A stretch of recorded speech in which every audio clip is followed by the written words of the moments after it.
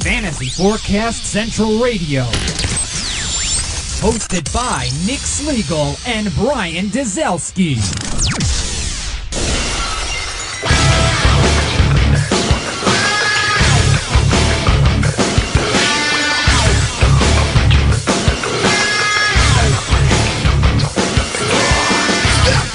You're the next one, they're not gonna kill you. Don't believe it, but I'm betting that you will. Stop, no, I'll let you live a little bit with the pain that I bring. You know it's only the beginning.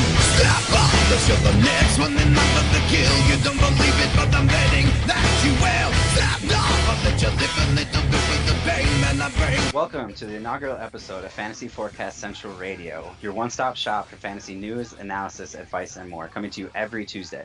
My name is Nick Slegel. You can find my work at edraft.com and Pro Football Focus. I'm also a member of the Fantasy Sports Writers Association. I'm joined, as always, by my co-host, Brian Dezelske. Brian, how's it going, buddy? It's going well.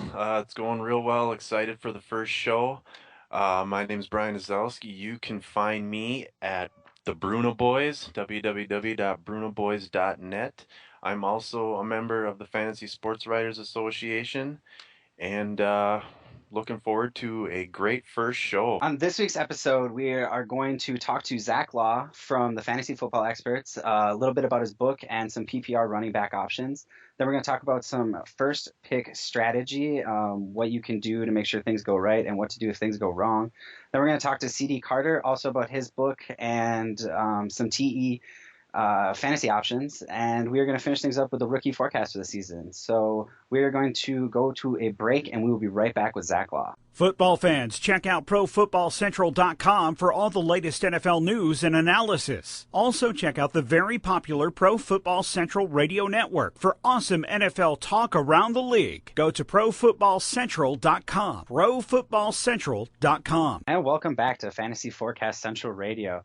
We'd like to welcome in our very first guest ever right now, Zach Law. Zach is the author of There Is No Offseason and writes for multiple sites, including Fantasy Football Experts. Zach, how's it going, man? Thanks for coming on. Doing quite well. Getting excited about it. So it was like 10 days to the first preseason game, so I'm ready to go. Yeah, I know. They're super excited. We're right there. Everything's gearing up. So I wanted to talk about a little bit about your book. I haven't gotten a chance to read it yet. It's called There Is No Offseason. Tell us a little bit about it. What's it about? And how did you come about writing this book? Well, I'd written kind of the fantasy industry a few years ago at a site called, I think it's expertsports.com. It's a site that's long gone. But I got out of it, and I just decided, how can I get back to writing about fantasy? And apparently everybody's writing fantasy football now. So I thought my angle would be to interview the fantasy experts. So once I got through 50 of the interviews, I put them all together into a book.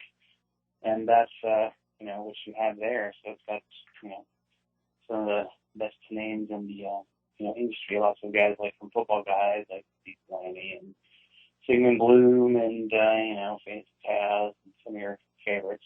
That's really through the book. I'm actually working on the second book, which is Interviews 51 through 100, and that'll be coming out sometime in August. That's really awesome. Yeah, I was looking at your website, and I was looking at some of the, quote-unquote experts that you interviewed, and it's such an impressive list. What did you talk to these guys about? Like, what sort of questions did you ask them? I guess it depends on what time, but it's the whole idea, of course, try to get a little background, like learn the journey of like how somebody got into the fantasy industry, especially the better known names, kind of like getting to know how Joe Bryant, David Dodds got to meet each other and start, Football Guys, things like that. And just kind of depends on, if it's during the season, I'll probably ask about some players and how they're doing in their leagues, and try to ask a couple personal questions to kind of round things out. And then, of course, there's the signature question, football or sex, what do you think of more? And that's gotten some interesting responses to date. Hey, Zach, this is Brian. Welcome to the show. Of all the guys that you interviewed, who was the most interesting?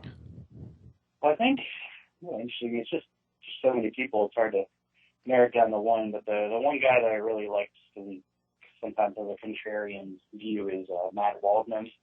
He actually lives in Athens, Georgia. It's about an hour from me, so I got to try to get us to meet up in person, which would be great. It's he does that RST, the kind of rookie scouting portfolio, and then he kind of got this I say wild side that doesn't come out very often, but it was a good interview. It was one of 2 or 3 that I had to do a two-parter because his answers were so long, and I was like, I'm not cutting any of this, so I threw it all in there.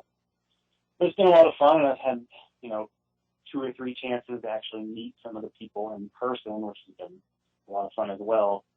I mean, it's even interesting just to hear somebody on a podcast because, you're really, seeing them on Twitter, seeing them on their site, but then to actually interact with a real human being is gets to the next level.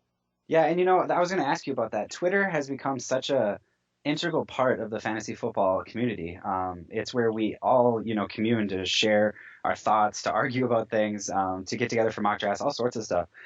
Did that play a big part in helping you connect with all these people and sort of get the ball rolling for the book? Yeah, it definitely did. I mean, initially nobody really knew who I was except for a couple people I had talked to in the past. I think I may have done Jim Day's show. Because I'd been doing kind of a blog, but it was just generic, like my personal fantasy team or any thoughts on the Tennessee Titans as I went. So, yeah, over time, you get to meet people and you get to follow them, and then you can, ask them about doing an interview. And then I'm trying to do, if I interview somebody, just ask them who they think I should interview, and then that, creates new opportunities because, I've done 100, but I feel like I could probably do 1,000 just because there's still tons of people that either I know and haven't had a chance, or I haven't even, met yet, even on the virtual bar that is Twitter. All right, well let's dive into some actual fantasy football questions and pick your brain a little bit here. After first round picks are pretty much obvious good names. Your Adrian Petersons, your Doug Martins of the world, your Arian Fosters of the world. Who's the guy you're targeting, or a list of guys that you're targeting as your running back 2 or your flex in in PPR leagues? Some deeper down in like the 2nd, 3rd, 4th round, or even a sleeper pick. I don't know. I still, despite being a Titans fan and struggling through the last few years, I still like Chris Johnson as an RB2. So I'm starting to wonder, just because everybody's talking running back this year, that maybe this is the time to be a contrarian and see what kind of team you'll end up with if you grab, like Des Bryant or Demaryius Thomas or Brandon Marshall in the 2nd round, or if you go crazy as I did in one of the mocks I did where, you take Jimmy Graham early in the 2nd, and then, the problem is there you just have to kind of grab a lot of guys later. Because once you get to like the 3rd round, it does get a little more sketchy. But the things people are saying about Chris Johnson are that Sean Green's going to take his goal line carry. Yeah, I was just going to mention him. He had 1 touchdown for within 10 yards last year. He only had 6 last year. So what touchdowns were you going to lose? And is Sean Green really going to play a lot of 3rd down? I still think Chris Johnson's pretty much a lock to get at least 300 touches. Even his rookie year, when he split a lot of touches with Lindell White, he still had, I think, about 300 touches total and had like 12 touchdowns. And I don't know if he really depended on a lot of touchdowns, but I still think he's a pretty solid guy. I mean, not missed a game in his career, so that's something you really can't say about a lot of running backs. Just as one example of guys. Yeah, and I've never been super high on the Chris Johnson train, but I think this year might be a year to kind of value him a little more than I have in the past. They brought in Andrew Levitre, one of the best run blocking guards in the league, to fill a really good hole left by Steve Hutchins. They also drafted Chance Warmack, probably the best run blocking guard coming out of the draft. So it's CJ set up to have a really good season if he can produce, especially with a lackluster quarterback like Jake Locker or even Ryan Fitzpatrick taking things over there. So I think people have been saying a lot about CJ, and this might be the one year where we should value him a little more than we have in the past. As far as sleeper picks go, because with PPR it's a little different. You're looking for guys that can catch the ball just as well as they can run it. When you get later in the rounds, who are some sleeper picks you're looking at that can make a difference, as your flex or as a fill-in running back too occasionally? Well, if anybody can figure out the mystery of the Rams running back, that would be an interesting one. And it gets extra cloudy just because Isaiah Pete is out game 1. I really think, unfortunately, I think the announcement that Daryl Richardson is the starter, at least to begin training camp, is going to make his price probably a little too high. I mean, I think he's going to have like this third down role most of the year, but it's going to be, we'll be Isaiah Peed, we'll be Zach Stacy getting those, goal line carries or getting the majority of the touches. I mean, Richardson could win the job. I'm just not 100% sold on him, but that's an interesting, situation to monitor. I mean, last year we're all wondering who is going to win, the Redskins running back job, and that worked out pretty well. So maybe one of those guys will jump out. I mean, I don't know, might go on Titans again, but I do like Kendall Wright for the Titans just because it's his second year. And he had 60, he led the team in catches last year, and he basically was getting a bunch of screens and slants thrown to him, and I think he'll be able to show off that he can run more complete route tree and he'll actually, be a starter this year. Last year he started like 5 games, so I really think he could end up catching, 80 passes this year. Possible. Yeah, definitely. And with St. Louis, I always feel like Zach Stacy or Dale Richardson could win that job, and do well at it. But I'm always scared to take one or the other, and I end up panicking and handcuffing them and taking both. Is that something you do when you look at St. Louis's running backs, or are you comfortable just taking one or the other and hoping for the best? Well, it seems like the one name that always jumps out on my mock up then is Zach Stacy. I guess they felt more confident in him. Although, to be honest, and this is another chance where, being a long-suffering Titans fan comes to your advantage. I mean, during Jeff Fisher's tenure, they were not very good at drafting skill position players. And I don't know how much influence he has, but I'm guessing it's pretty high. So it's like, well, Isaiah Peed came in, looked like he had all the tools, and then he just couldn't do anything. I mean, the Titans drafted the running back, Chris Henry, the year before they got Chris Johnson, and he had, like, the perfect, size, speed combination. He just didn't know how to play football. That was a bit of a problem. And so I'm just not feeling the Isaiah Peed as much. I mean, Richardson did a great job being the second to last pick in the draft the year before. So I feel like he's going to have a role. It's just, will it be enough? I mean, there are a lot of these, like, third down backs coming in that are interesting. I mean, after Darren Sproles kind of exploded a couple years ago, guys like Michael James, look interesting. And certain teams have these guys in a different role, and they might be able to catch a lot of passes. I mean, Shane Green was an interesting sleeper, and now he's starting to creep up into the fourth round. It's kind of making him an RB2 at this point. So not necessarily a sleeper, but it looks like he should catch a lot of passes. You may look at his career stats, and he really hasn't caught that many so far. So, as they say, we'll find out when it actually happens. Now, Zach, I got a question for you about a couple guys that you think who had good seasons last year, who you think are going to be taking a slide this year, guys that you think maybe you'll be staying away from. Offhand, I'm wondering, people seem to be a little bit worried about Marshawn Lynch. He had this DUI thing going on. Looks like it's not going to happen. But the team drafted Christine Michael, and they have Turbin there, so I kind of wonder how he's going to do. There's a lot of love in Seattle for Russell Wilson, and he's really jumping up, and he kind of came on in the second half. We'll see if that happens. I mean, like Colin Kaepernick's still doing pretty well, but quarterback seems to be so deep this year that you really don't have to worry, especially in like a 12-team league. I'm doing a 16-team draft, and it's totally messing with my head because all of a sudden it's like quarterbacks are a little more scarce. Everything's a little more scarce than you thought. So, I'm wondering also, that Chicago offense, I don't know what's happened. Maybe somebody could do an article on this, but it seems like every team that has like a new offense, everybody is super overconfident. Like Philadelphia, everybody thinks Mark Trestman, they're going to throw the ball all day in Chicago, and maybe they aren't going to target Brandon Marshall seemingly 15 times a game like they did last year. Still doesn't mean I pass up on him if I get him in the early third or late second. But so do you buy into the hype that Trestman's presence in Chicago is going to up Matt Forte's value at all? Well, that gets into one of these weird fantasy situations. I drafted Jay Cutler last year in one of my leagues, and he was just so bad that it's just hard for me to get over that. Like, there's certain players that screwed you over, like Arian Foster, that year that he fumbled the ball in the week 15 against the Rams, and he was going to have, probably a 150-yard game, and he gets benched. So then after that, it's like, I don't know with this Arian Foster guy. Obviously, that worked out. But, from what I'm hearing, they're going to throw a lot, and, Forte will probably get a lot of targets. I don't know. Michael Bush is still pretty good backup.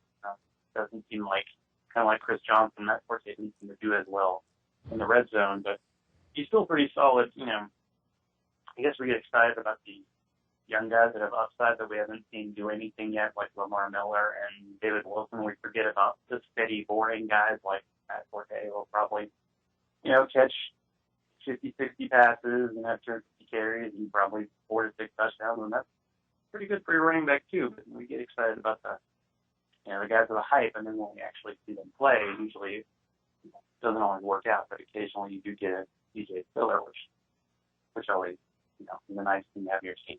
Yeah, for sure. Well, I know you're a busy guy, Zach. We just want to say thank you so much for coming on. It was great having you as our first ever guest. Do you want to tell the listeners where they can find you on the Twitters? Yeah, it's VACH_LAW,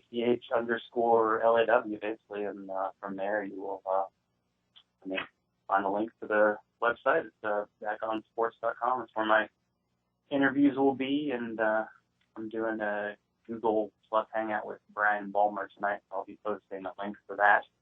I'm trying to do kind of follow-ups with people I interviewed, like a kind of Google Hangout, just to kind of get a little more in-depth. And then, of course, I get to, ask people questions about my own, so it can be more personal. But really, yeah, Twitter's a place to find me. I'm posting all the time. Awesome. Well, make sure everybody you check out his book. It's out now. It's called There Is No Off Season, and chapter or version 2 will be out, you said, this August, right? Yeah, coming next month. Awesome. Well, thanks so much, Zach. We look forward to talking to you. Take care, Zach. Thanks for having me. Good to talk.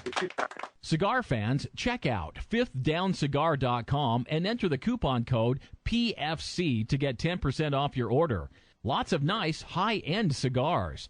That's fifthdowncigar.com. Enter the code PFC for 10% off your order. Welcome back to Fantasy Forecast Central Radio. We're joined right now by C.D. Carter, author of How to Think Like a Fantasy Football Winner, New York Times contributor and writer for numerous sites. C.D., thanks for coming on. How's it going, man? Hey, it's great. Thanks for having me on today. Oh, of course, man. So let's jump right in. Obviously, the title of your book is pretty self-explanatory, How to Think Like a Fantasy Football Winner. What sort of led you to this concept and wanting to put it all into book form? Yeah, well, I did a couple things. I tried to combine really valuable lessons from poker and combine those with lessons from neuroscience and psychology to help better understand. Just for myself, this really started as a project just to help me, deal with winning and losing in fantasy football. And I wanted to combine all those things to create sort of a guide on how not to get overwhelmed by the inevitable losing that will happen no matter how good you are with fantasy football, but also how to maintain a good psychological balance and make sure that you stay as objective as possible with your decision making. So I just tried to stuff all that into my book, and I think that it turned out pretty well. I've gotten a lot of really positive feedback this summer, and I just hope to address something that's really overlooked, I think, in our preparation for fantasy season, which is the psychological aspect. We spend so much time on player breakdowns and team breakdowns that we sort of forget that the way our brains operate with these critical decisions that we face every week in fantasy is as important, if not more important, than anything else. That's a really cool concept. I've had it sitting in my Kindle app for like a month now. I'm trying to get to it before the season starts because when I read about it, I thought that was just such an interesting concept. I had never seen anyone sort of, like you said, look at fantasy football that way. We're so used to just analyzing the players and the numbers and the trends that we sort of forget about the toll it takes on us and how to mentally prepare. So I think you sort of cornered the market there. So that's a really, really good idea. Thank you. Yeah, I've struggled decision making over the years in fantasy, just as anybody else has, and that's why I really try to emphasize that no matter who you are, no matter your level of experience in fantasy, whether you're just getting into it, whether you're more on the degenerate side and you spend hours on end every day, setting player values and player projections, and the way your decision making can always get better. And poker professionals really rely on sort of a robotic kind of a decision-making process to win their money, to maintain a living at the poker table.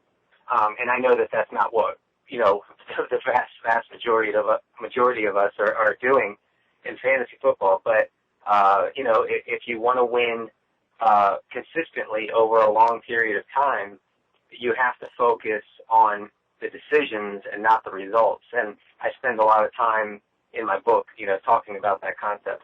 I really enjoy the poker reference. I myself am a avid poker player, so that really hits home, touches the heart. I really dig that. Let's turn the attention a little bit towards some fantasy football, and let's talk about the tight end position. You got your big name players out there, your Jimmy Grahams, your Rob Gronkowskis, your Vernon Davises, Tony Gonzalez, et cetera, et cetera. Are you a big fan of drafting those guys, and or are you somebody who likes to dabble with tight ends in the later rounds? Well, I think if you can get a good value on those elite tight ends, especially a guy like Jimmy Graham this year, who sort of separated himself from the pack, then go ahead and do it. I would never tell someone not to draft Jimmy Graham at a certain draft position, but I think that people taking him at the turn of the first and second round, they're sacrificing too much when it comes to not taking that elite running back or not taking that top tier kind of wide receiver in that same spot. So I've spent most of the off season working on a lot of projections and getting into the theory of streaming the tight end position, just as a lot of fantasy owners stream defenses.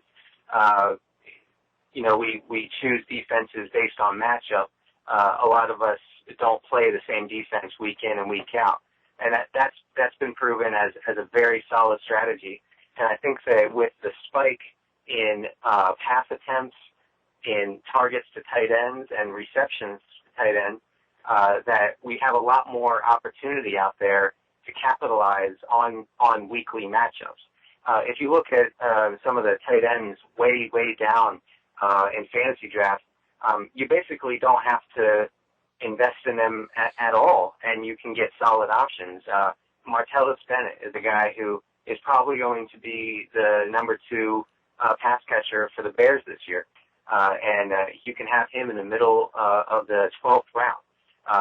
Rob Halsler, who is being talked up by Cardinals head coach Bruce Arians, as a guy who can play across the formation. He can be had in the beginning of the 14th round. The 14th round is where you take a defense or maybe a kicker, depending on how many rounds you have in your draft. So I advocate a model in which you spend very little on tight ends, whether it's auction or whether it's a snake draft, and then you simply play the better matchup on a weekly basis. You can work the waiver wire this way. That worked for me a lot last year, and I've written a lot about that for thefakefootball.com and sportsjerks.net if your listeners want to go check that out. Yeah, and I've been a streamer I play a lot of IDP. So I've been streaming, defensive tackles, even defensive ends and corners a lot.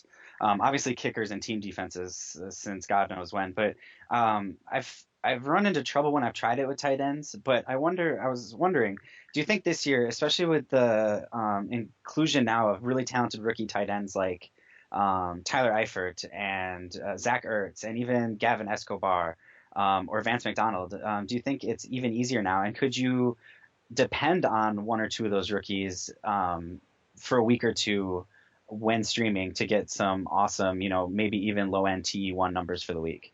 Yeah, and I think that's a great point because with the influx of athletic tight ends whose coaches talk them up as kind of wide receiver tight end hybrids, guys who can play in the slot a lot, that gives us more streaming options on a weekly basis.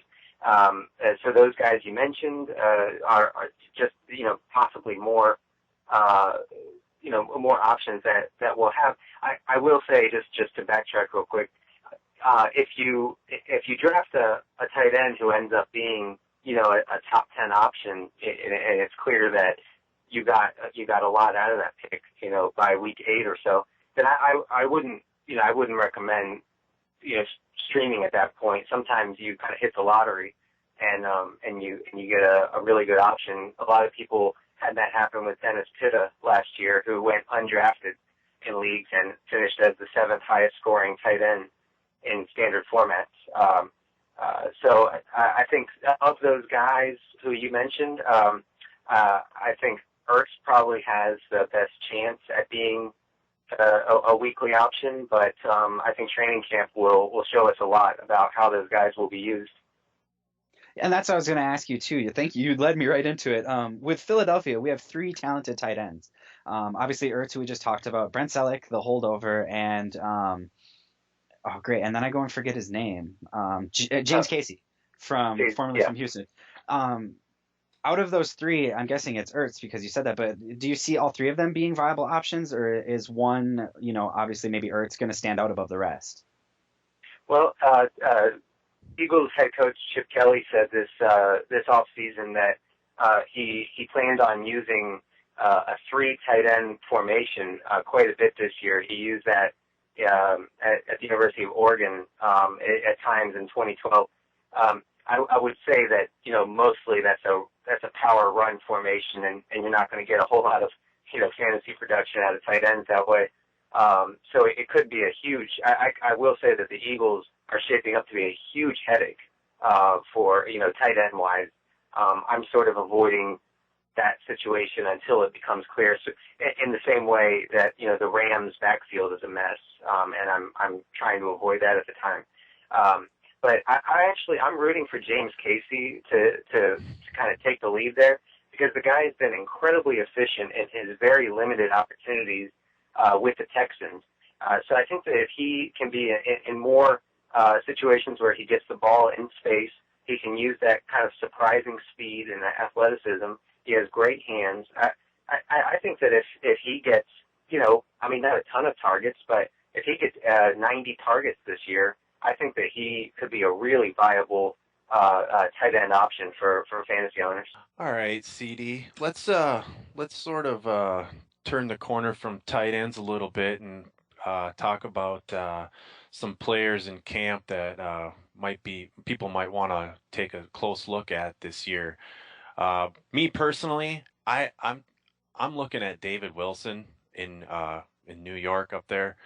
I think he's going to be a breakout player this year, but I'm a little bit worried about Andre Brown and his goal line potential. I know last year Brown had 8 touchdowns, all within 2 yards and in. What do you think you're going to see from David Wilson this year? Well, I wrote about this for Sports Jerks last week, and I kind of went into the situation without any sort of preconceived notion of what to expect from either Brown or Wilson. I'm intrigued by Wilson's athleticism and his explosiveness, so I will say that. But it turns out that Tom Coughlin and his offensive coordinator for the past 9 seasons, Kevin Gilbride, they've used a running back timeshare over the past 6 seasons. So they've sort of established that in New York as the way that they're going to operate a backfield. Coughlin said last week that he would play a hot hand approach. That's very subjective. It's hard to say exactly what that means and to different coaches. But if you believe that Wilson is the superior talent, and I do, and I think anybody who watches him would agree, and you can kind of overcome the potential for him to be in the doghouse for a fumble or two early in the season, then I think that he could actually be a really good value for the Giants and for fantasy owners. And I think that even if he has a timeshare situation, the best news about Wilson is that he doesn't need 18 carries a game to produce high level fantasy numbers. He reminds me of Jamal Charles going into the 2010 season when owners really hedged on Charles because Thomas Jones was the starting running back. I know that sounds crazy in hindsight, but he really was the starting running back. He got more carries, but Charles was I think a top 5 option of top 5 fantasy running backs that year. So Wilson can be had in the middle or the beginning of the 3rd round, and I'm inclined to go for him there.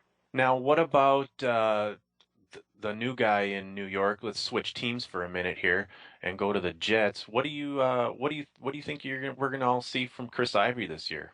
He doesn't have a whole lot of competition in the backfield.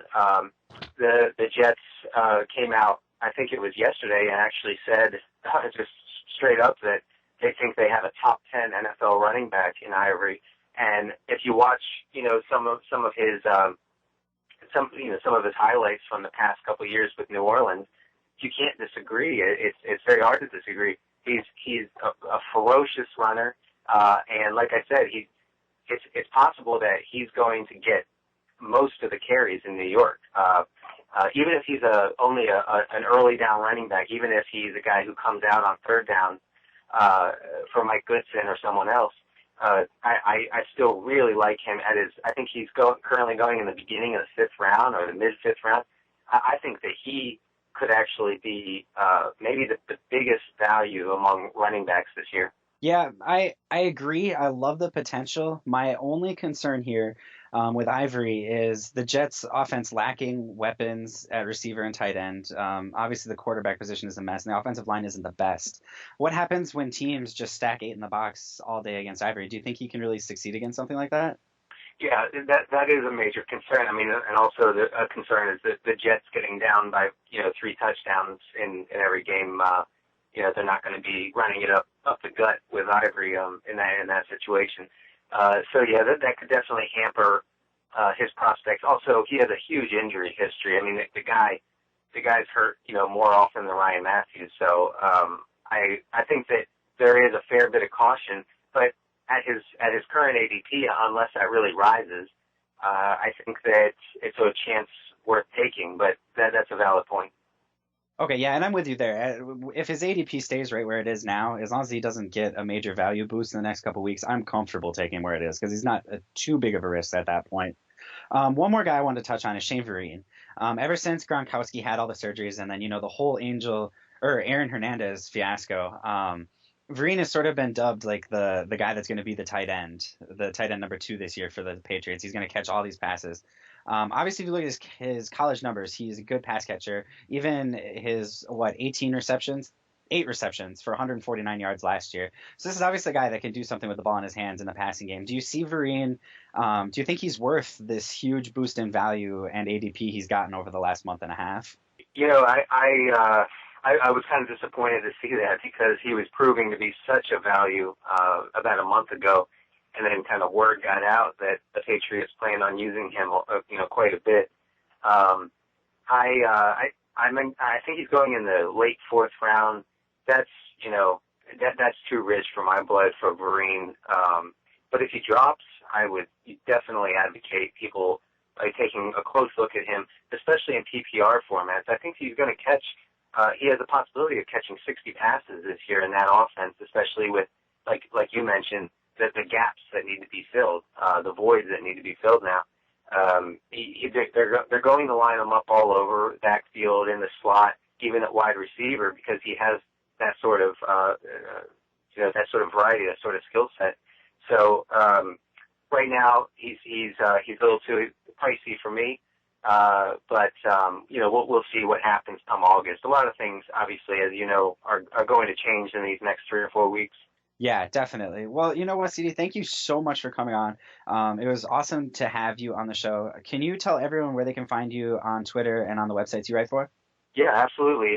On Twitter, it's at cdcarter13.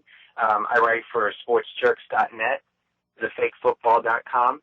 I'm an occasional New York Times contributor, and I also write for 4for4.com. So I'm all over the place right now. Awesome. Thank you so much, man, for coming on. We really enjoyed having you on our first show ever, and we'll definitely have you on again in the future. Yeah, thank you, guys. I appreciate it. Take care, CD. That was CD Carter, ladies and gentlemen. We just want to thank him for coming on. That was a great interview. We're going to take a quick break, and we'll be right back with the rookie forecast. Football fans, looking to get healthy this year? Now is the time, and I have the perfect place for you. Save 10% at onit.com/football radio. Exclusive PFC radio listeners save 10% off their order. That's onit.com, ONNIT.com/football radio. Welcome back to Fantasy Forecast Central Radio. So let's get into a little bit of rookie talk here.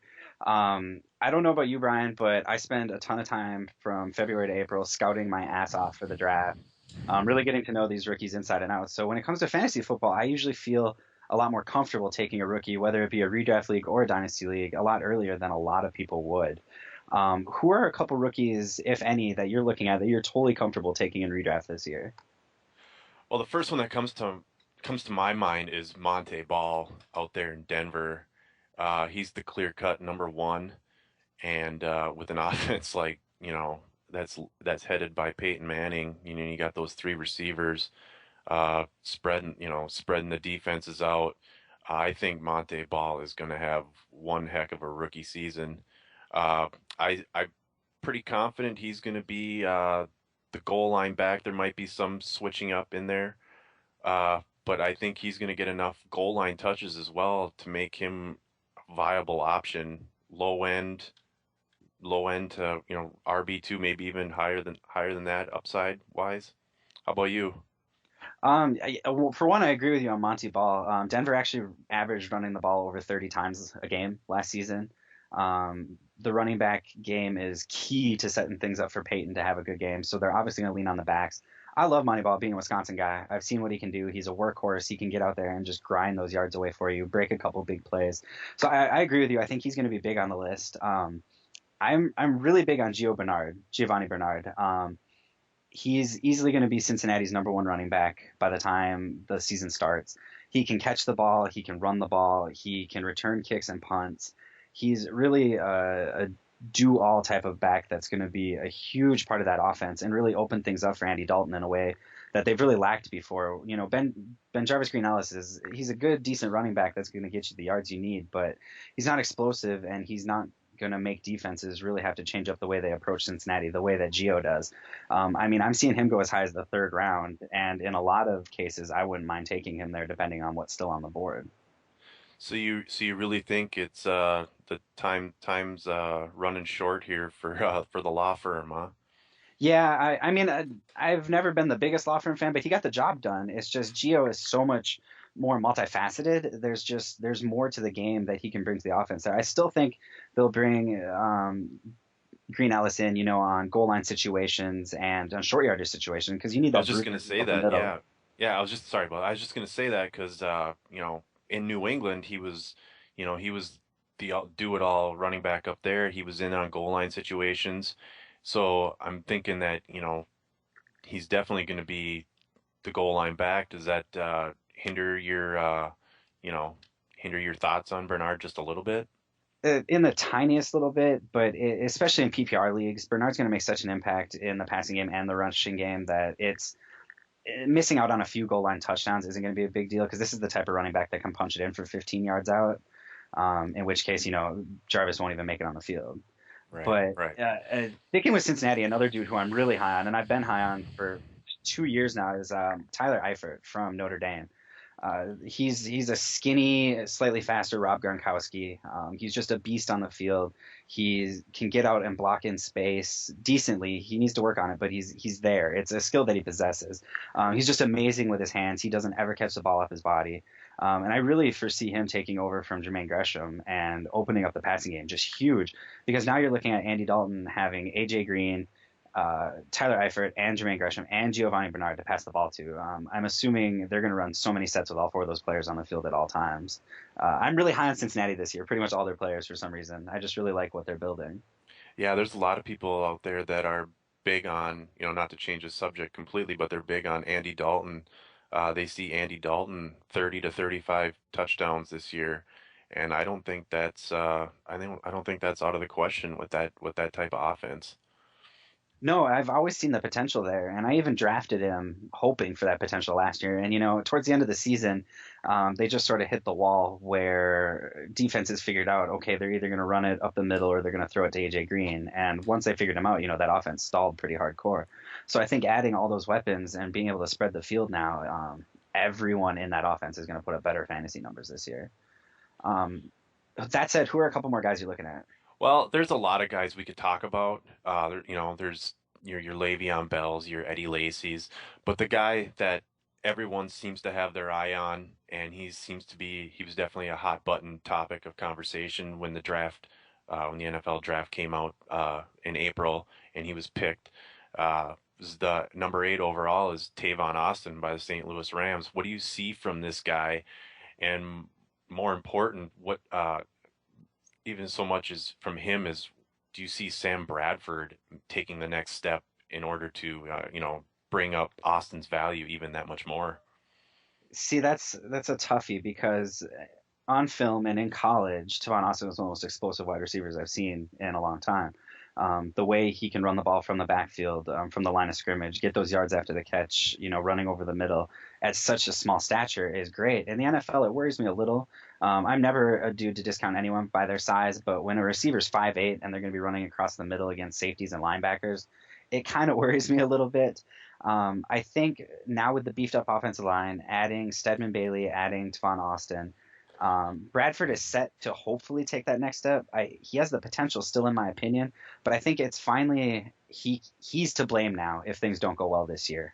You could blame it on the offensive line, you blame it on the lack of receiving targets before, but now it's all on his shoulders. So I think it really comes down to how he's going to perform this year.